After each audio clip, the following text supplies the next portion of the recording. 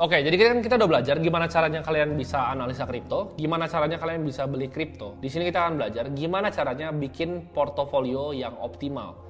Jadi kita cari risk adjusted return yang optimal. Kenapa? Karena di setiap investasi pasti ada yang namanya resiko. Aturan pertama dari investasi itu adalah untuk memanage resiko. Jadi kalau kalian lihat di hedge fund, mereka nggak ada yang pernah ngomong, oh mau cari cuan sebanyak-banyaknya. Tapi mereka selalu punya mindset untuk meminimalisir resiko yang ada, bukan mencari cuan sebanyak-banyaknya. Resiko sendiri kalau didefinisiin adalah potensi ketika kita melakukan sesuatu ada yang salah. Di kehidupan kita itu pasti selalu di mana-mana ada resiko. Kayak misalnya kita mau berangkat ke kantor naik mobil, itu pasti ada resikonya. Resiko ketabrak. Pasti ada orang yang naik mobil, tabrak dan meninggal.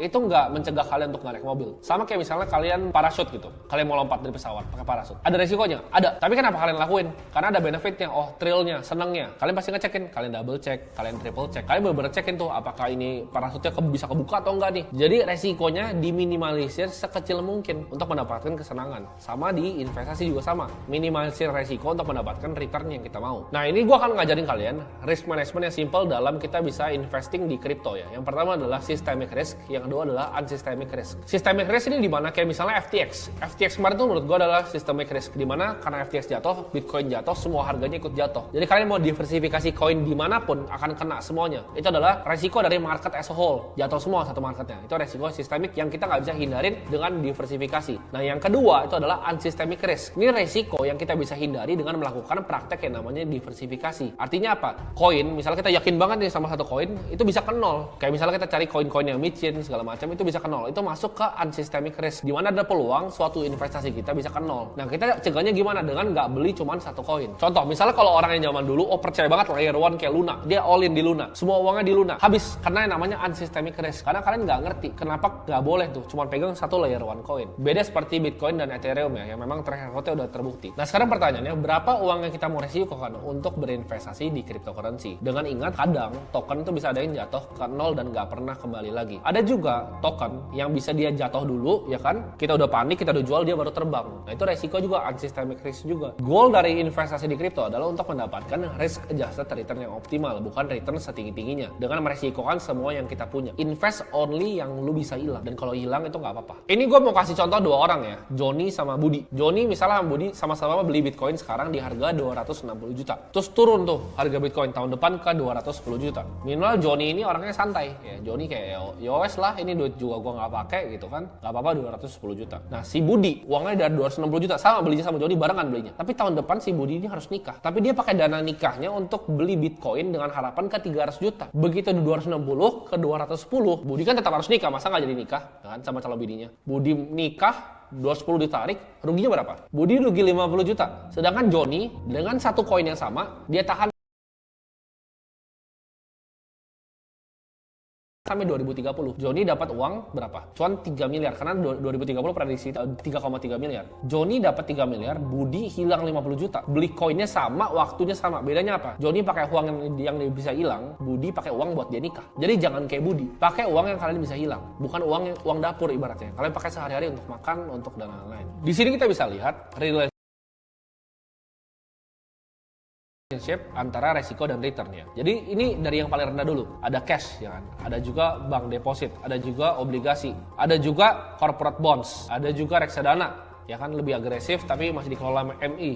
Ada juga saham, ada juga private equity, ada venture capital, dan paling ujung itu kripto. Resiko paling tinggi, tapi returnnya juga paling tinggi. Jadi make sure uang yang kalian taruh di sini itu uang yang kalian bisa hilang. Kita langsung aja, gimana caranya gue akan build portfolio yang konservatif. Jadi ini gue akan bagi 3, konservatif, moderate, dan agresif. Gue langsung kasih tahu aja gimana cara kalian bisa bikinnya. Kalau gue punya uang berapapun, ya gue akan pakai metode yang sama. Konservatif itu simple, 75% taruh di Bitcoin, 25% taruh di Ethereum. Simple, straightforward. Moderate, 50% taruh di Bitcoin, 25% taruh di Ethereum, 25%-nya lagi itu terserah. Kalian mau main altcoin boleh. Jadi misalnya 25% kalian mau bagi. Misalnya 10% kalian taruh Solana, 10% kalian taruh Polygon, misalnya 5%-nya kalian taruh BNB. Dan yang agresif 25% Bitcoin, 25% Ethereum, 50%-nya altcoin. Ini agresif. Misalnya mau 10 BNB, 10 Solana, 10 Cardano, ya kan, 10 Polygon, 10 Aave. Jadi ini untuk orang yang super agresif mau dapatin return yang lebih tinggi. Kenapa? Karena koin-koin yang seperti Bitcoin, Ethereum pasti lebih lambat dibanding koin-koin yang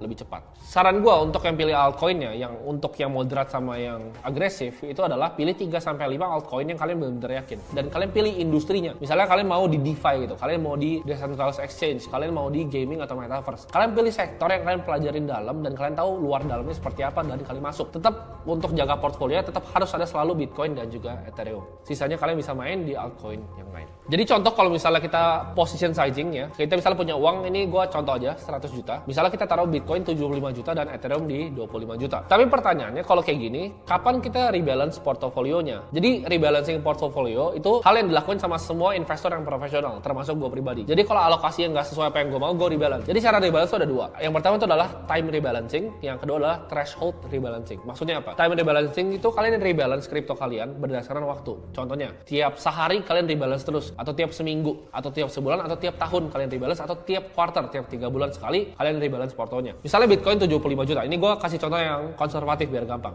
Bitcoin 75 juta, Ethereum 25 juta. Nah, suatu saat mungkin Ethereum-nya naik ke 30 juta. Nah, itu kan nggak 75-25% lagi. Kalian rebalance tuh. Oh, jual Ethereum buat beli lebih banyak Bitcoin. Atau jual Bitcoin untuk beli lebih banyak Ethereum. Biar dijaga di 75-25%. Value kan increase. Ethereum bisa lebih cepat karena dia lebih high beta. Tapi intinya kalian jaga equilibrium-nya. Antara 75% di Bitcoin dan 25% di Ethereum. Nah, kalau gue pribadi, gue lebih suka pakai yang namanya threshold rebalancing dibanding time. Karena waktu gue rasa suka-suka orang lah. Memang kalau udah deviasinya jauh, baru gue rebalance, simple. Ya, jadi gue pakai threshold rebalancing. Jadi kalau satu aset itu nge-lag dari aset utamanya, ya itu gue rebalance. Sekarang kalau kalian mungkin tanya, karena di akademi ini gue sifatnya transparan, gue suka kasih tau kalian apa yang gue pribadi beli. Portofolio gue itu mungkin kira-kira seperti ini ya. Itu 58%, sekarang itu masih di Bitcoin.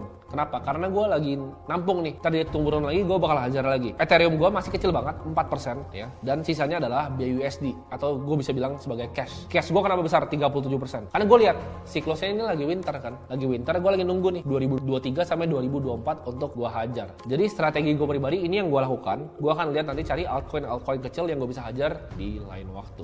Jadi untuk kalian yang mau bikin portofolio, kalian harus tahu dulu kalian mau keluarin duit berapa, duitnya bisa hilang atau enggak, kalian mau bikin portofolio yang seperti apa, agresif, konservatif, atau moderat. Lalu kapan kalian mau rebalance, pakai cara gimana, mau pakai time rebalance atau pakai threshold rebalance. Baru abis itu kalian eksekusi dan beli koin-koinnya.